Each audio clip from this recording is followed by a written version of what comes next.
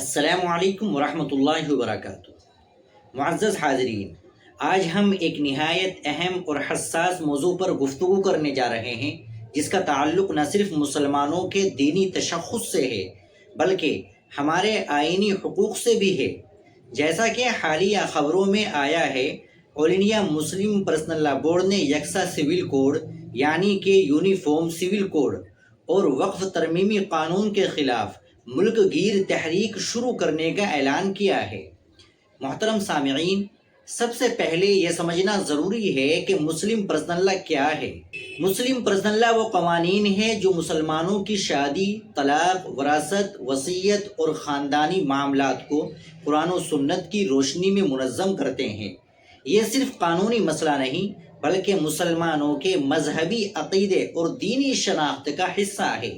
اسی طرح وقف مسلمانوں کا ایک مذہبی ادارہ ہے جس کے ذریعے زمینیں، مساجد، مدارس، قبرستان اور فلاحی ادارے قائم کیے جاتے ہیں۔ ان اوقاف کا تحفظ پوری امت کی اجتماعی ذمہ داری ہے۔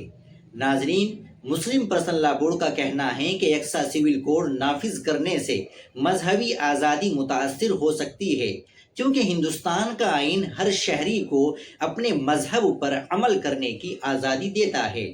اسی لیے بورڈ نے اعلان کیا ہے کہ ملک بھر میں عوامی بیداری مہم چلائی جائے گی۔ جلسے، سیمینارز اور مختلف پروگراموں کے ذریعے لوگوں کو اس مسئلے سے آگاہ کیا جائے گا۔ یہ تحریک کسی سے نفرت یا تصادم کے لیے نہیں بلکہ آئینی اور جمہوری طریقے سے اپنی بات رکھنے کے لیے ہے۔ بورڈ نے واضح کیا ہے کہ تمام احتجاج قانون کے دائرے میں رہ کر کیے جائیں گے۔ ہمیں چاہیے کہ ایسے حساس معاملات میں جذبات کے بجائے حکمت، صبر اور شعور سے کام لیں۔ اختلاف رائے جمہوریت کا حسن ہے، لیکن اس کا اظہار ہمیشہ امن، اخلاق اور قانون کے مطابق ہونا چاہیے۔ آخر میں میری دعا ہے کہ اللہ تعالی ہمارے ملک میں امن و امان قائم کرے، بھائی چارہ اور باہمی احترام قائم رکھے، اور ہمیں اپنے آئینی اور مذہبی حقوق کی حفاظت کے لیے حکمت اور بصیرت عطا فرمائے۔ ملتے ہیں انشاءاللہ اگلی ویڈیو کے ساتھ۔ السلام علیکم ورحمۃ اللہ وبرکاتہ۔